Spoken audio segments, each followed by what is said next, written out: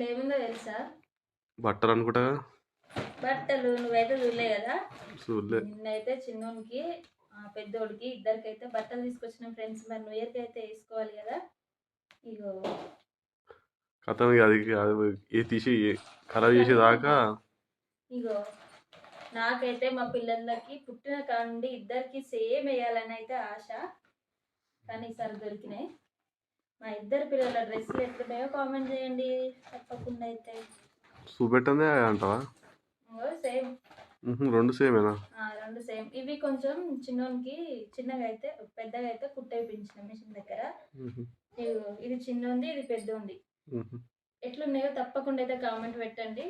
Simple ఉండడమే బట్టలు మంచిగా ఉంటాయి.